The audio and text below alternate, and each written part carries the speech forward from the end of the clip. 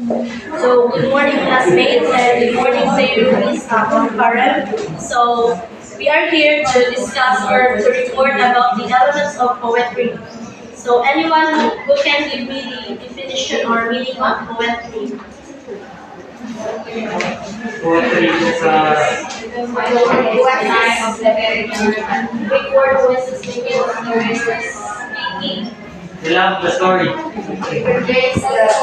So poetry is a form of literary art that uses rhyming and aesthetic qualities of language to evoke meanings in addition to or in place of ordinary semantic content. It often employs meter, rhyme, and other linguistic devices to create a unique expression of feelings, ideas, or narrative. So poetry has there are types of poetry. So first is the lyric poetry. So lyric poetry is delving into personal emotions and experiences.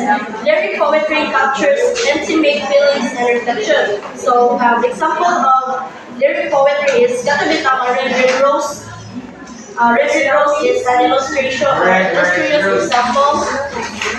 Next is the narrative poetry. So narrative poetry is true storytelling and vivid imagery. It's also narrative poetry waves tales of adventure, history, and human experiences. So poetic saga encapsulating a full-blown story. Example, Amelia is the rhyme of the ancient mariner by Samuel Taylor. Mga familiar. So next is the epic poetry, celebrating heroic deeds and legendary figures. Epic poetry embodies cultural values and tradition in grand narratives. What is epic? Sorry. Oh, a large scale of poetic composition. So, yung example is kato si Odyssey. And the next is sonnet. So, concise and structured, sonnets explore themes of love, beauty, and morality. It has 14 lines with specific rhyme scheme and sonnet. So, example, alinya is William Shakespeare, the sonnet 18. It's verse 1 usually characterized by the arrangement of each rhyme. And next is haiku. Haiku with five syllable structures. So it's Japanese free verse poetry allows for experimentation with form, structures, and language without strict rhyme or meter.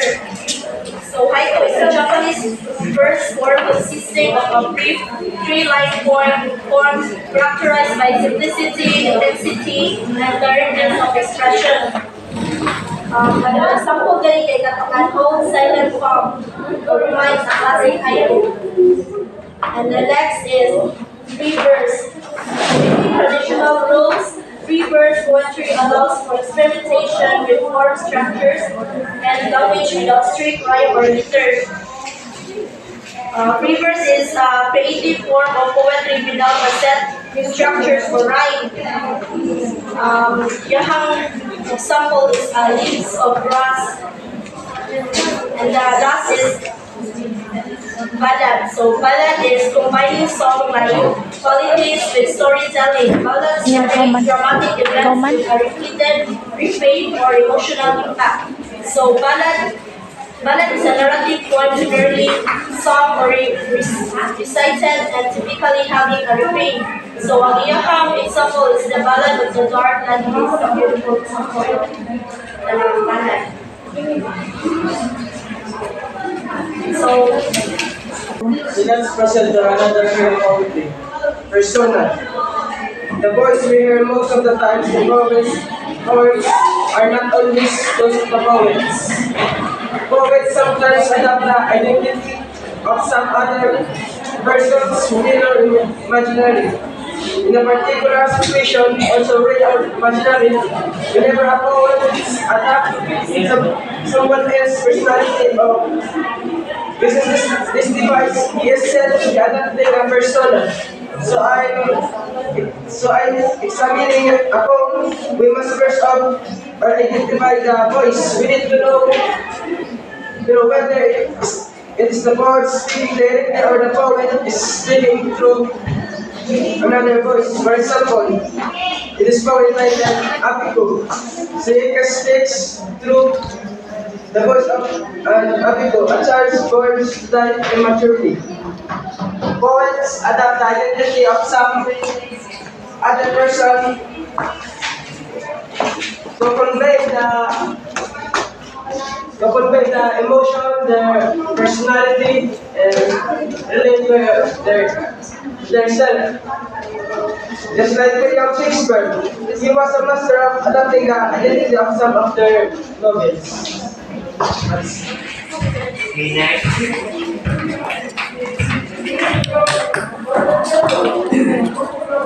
Good morning, everyone.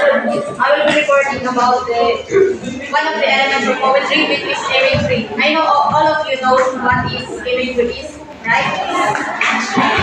So, imagery refers to the use of a descriptive language that contains our senses of sight, sound, taste, touch, and smell. So, there are 7 types of imagery. Can someone tell what are the 7 types of imagery? Olfactory, gustatory, auditory, tactile, visual, and kinesthetic and organic imagery. Visual imagery relates to sight, and auditory relates to sound. Gustatory relates to taste, and tactile imagery relates to our sense of touch, and olfactory imagery relates to our sense of smell, and kinesthetic imagery Motion, movement. relates about the sense of motion or movement, and organic imagery relates to experience.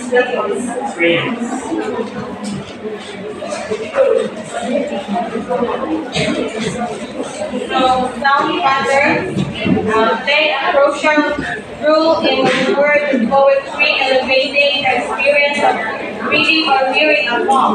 These patterns often referred to as poetic devices or sound devices. So, add musical qualities to written word. By employing various sound patterns, poets can enhance the meaning, emotion, and rhythm of your work.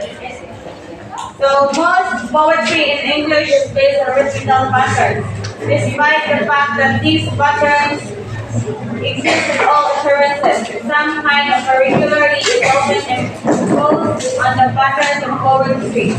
These patterns can be called a rhythm. Rhythm is expressed by a series of syllables, some of which are stressed and some are stressed. Stress, you will remember, is the emphasis placed on the sound syllable by pronouncing it more loudly or forcefully than those surrounding it in the same word or phrase. So, in conclusion, some patterns in poetry encompass various techniques such as rhyme, alliteration, assonance, consonance, and onomatopoeia. So, in poetry, there are 4 basic patterns. So, Rosalie will continue.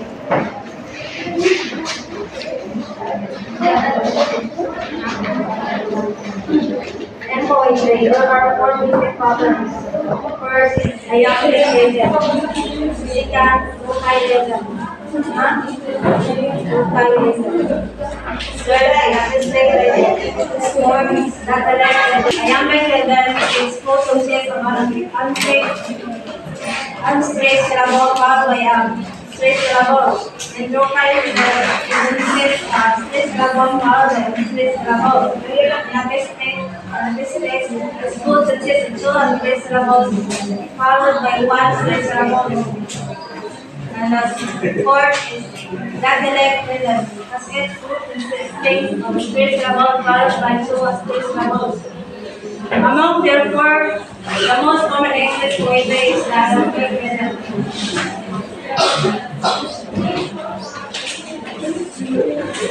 So, okay.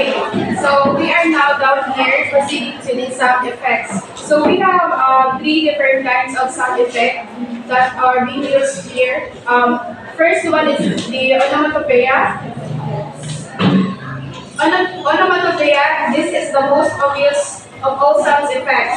It is the use of words or sounds suggest their meaning.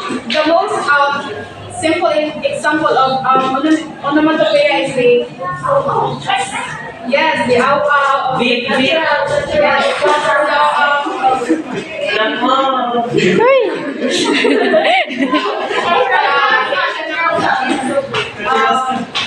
Ring of the bell, cry of a baby, it is a natural sound that is actual sound that is being produced. The second one is the alliteration. It is closely related to onomatopoeia. It is the use of succession of some consonant and same consonant usually at the beginning of successive words. So, alliteration, it is a repetition of consonant sounds. Yes. So, for example, BT butter, the I buckle in the dying base. So, the consonant sounds being repeated here is the Betty butter. So, it is that baba or the letter B. But mind you that alliteration can only be found in the initial or key drive of a line of a poem. The next one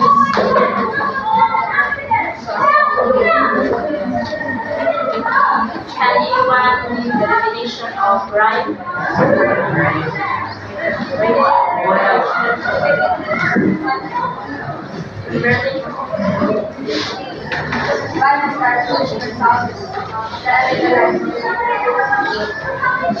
So, rhyme, has to do with the recurring use of small vowel sounds, especially at the end of lines of poem.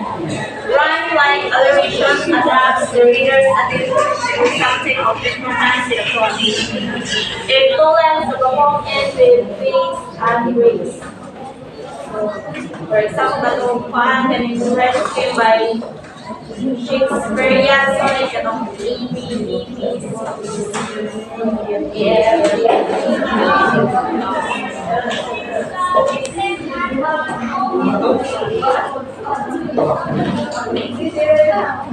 in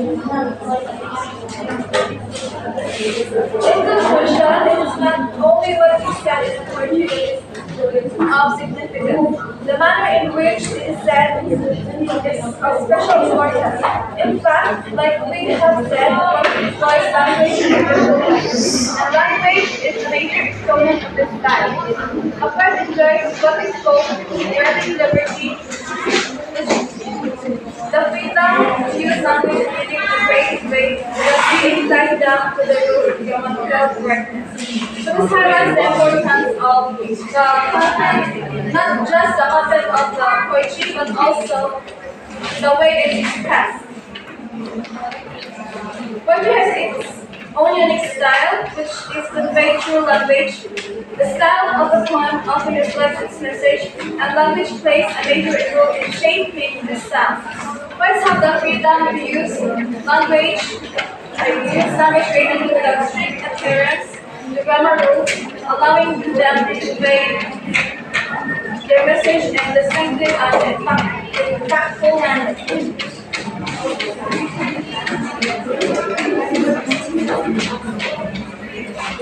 Good morning. I will summarize all the reporters about the elements of poetry. So, as discussed earlier, you already know about the elements of poetry as we also discussed this before. And you know that in poetry, it's really important the persona. Of course, every author has what we call this uniqueness. So that's the their personality. They reflect on the poem of what we have written. And of course, there's also what we call the imagery. So we all know that we're using the figurative language for us the poem to reflect or give the importance of can be seen in the poem, like express, have some meaning. And also, of course, we have also have to consider when we do the stylistic analysis, we also have to consider sound patterns and sound effects of the sound effects of the poetry. Okay, because in poetry they have the creative express their ideas and their emotions, and of course when we do the analysis, we have also to be rigorous and we have to be more creative. In that way, poetry, the elements of poetry is really important for us to analyze. Okay. I think that will be all for our topic, the elements of poetry.